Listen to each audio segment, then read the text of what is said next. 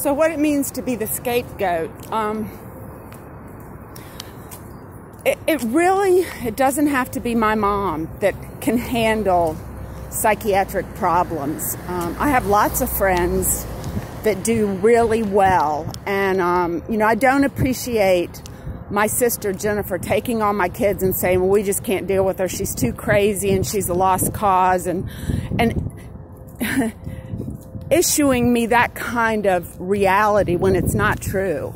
You know, you just suck it up and you give me a phone call. You say, hey, how's it going? I'm sorry. Talk 4 or 5 minutes and hang up.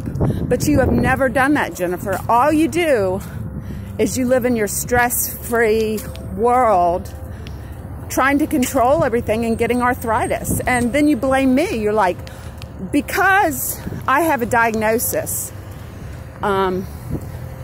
you know, you continue. I don't care about you. I mean, I'm sorry. I know. And I do understand what you go through somewhat. It's tough, you know, to have the stress disorder you have and the inability to convene to make your life better because you don't want to see it. Everything's fine. You got all the money, you got a husband, you got kids, and then you take my kid, then you take my children, and you say something like, well, mom was good to her, but that was her. That's not okay to do that to my kids.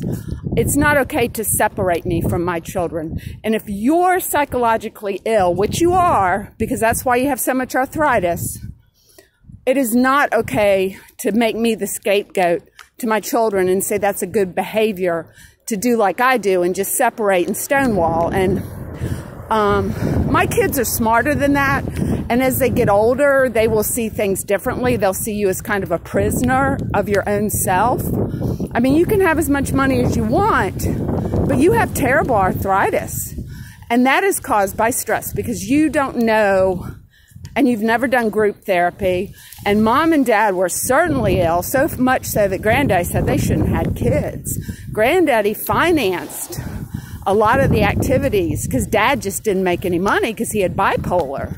So what I want from you is every time you separate from me, from my kids, that's causing detrimental behaviors in my children. That's not teaching them how to deal with a parent who has bipolar and how to be supportive and kind to someone who's suffering a mental illness. For years and years, I went to doctors and tried medicine, and dad couldn't understand why I couldn't work. I think my main beef with you, Jennifer, is like, don't pretend you're all perfect and wonderful and everything's all happy when it's not. Because it's not. You're taking my kids to keep you company because you're lonely. I know you and John don't do that much together. And I'm sorry, and that's fine. Just tell the kids, say, hey, I'm lonely, come out here and be with me. But don't be like saying, you can't deal with your mother, she's so sick, blah, blah, blah, blah, blah. I go in every day at the Kroger, and I work with people all day long.